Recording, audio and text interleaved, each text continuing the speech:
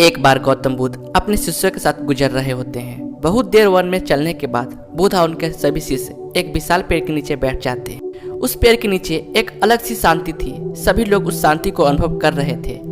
कोई भी एक शब्द नहीं बोलता।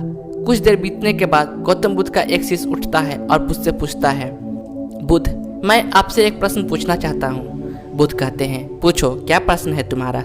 शिष्य बुद्ध से पूछता है, मैंने कभी भी आपको दुखी नहीं देखा। आपके चेहरे पर हर समय एक अलग ही मुस्कुराहट रहती है, हमें भीतर तक आनंद से भर देती है। आपके चेहरे पर अलग सी चमक है जो हमें दुख से कोसों दूर कर देती है। पर मैं यह जानना चाहता हूँ कि मेरे भिक्षु बनने से पहले मेरे जीवन में बहुत सारा दुख था, जिसके कारण मैं भिक्षु बन गया। पर मैं अभी तक नहीं जान पाया हूँ कि दुख क्या है। क्या आप मुझे बता सकते हैं कि वास्तव में दुख क्या है? बुद्ध मुस्कुराते हैं और अपने भिक्षु से कहते हैं, दुख एक विचार से ज़्यादा कुछ नहीं है।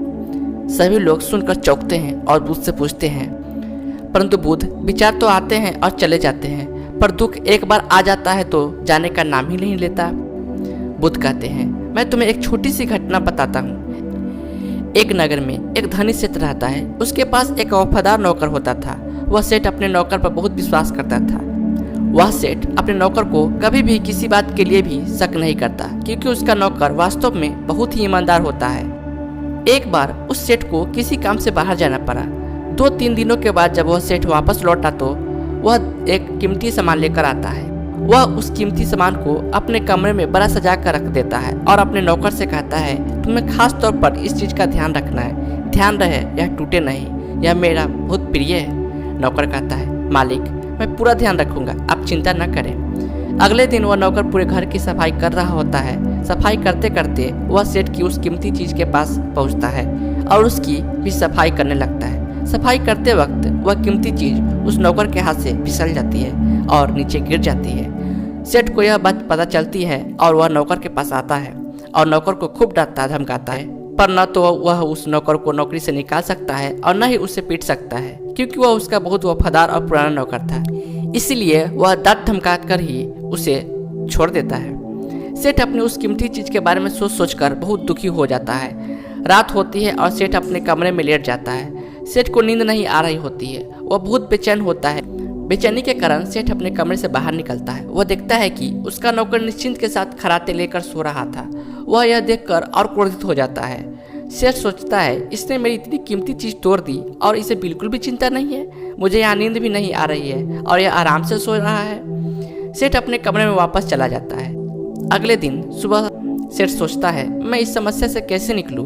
फिर सेठ को एक तरकीब समझ में आती है। वह अपने नौकर के पास जाता है और अपने नौकर से कहता है, मुझे बहुत दुख हो रहा है, यह बताते हुए कि वह कीमती चीज कल तुमने तोड़ी थी, वह मैं तुम्हारे लिए लाया था। मैं चाहता था कि मैं उसे तुम्हें उपहार में दूं, परंतु अब क्या कर सकते हैं, अब तो वह टूट गई है। सेठ की बात सुनकर नौकर को धक्का लगा। नौकर सोचता है, अरे यह तो बहुत बड़ी गलती हो गई। वे इतनी कीमती और महंगी चीज मेरे लिए थे और वे मुझसे ही टूट गई। फिर क्या? उस नौकर के मन में बेचैनी पैदा हो जाती है, दुख पैदा हो जाती है। रात होती है और सेठ आराम से सोता है और वहाँ नौकर बेचैन रहता है। उसे नींद नहीं आती। क्यों नींद नहीं आती? क्योंकि अब उस नौकर ने उस सेठ की उस कीमती चीज को अपने आप से जोड़ लिया, इसलिए वह दुखी हो रहा था। पहले उस नौकर के मन में यह विचार नहीं था कि वह कीमती चीज मेरी है, पर अब उसके मन में यह विचार है कि वह अगर कीमती चीज नहीं टूटती तो वो मेरी होती। बुद्ध कहते हैं, दुख केवल एक विचार है और यह विचार कैसे उत्पन्न होता है? अपने आप को किसी चीज से जोड़ने से। हम किसी भी चीज को अपने आप से जोड़ देते हैं, वह चीज हमारे दुख का कारण बनती है। लेकिन वास्तविकता तो यह है कि कोई भी चीज हमसे जुड़ नहीं सकती। हर चीज आपके पास है, आपकी है, पर कुछ समय के लिए, कुछ समय के बाद वह आपसे दूर हो जाएगी। उस दूर होने की घटना को स्वीकार करें और आगे बढ़े। यह कहानी आपको कैसी लगी?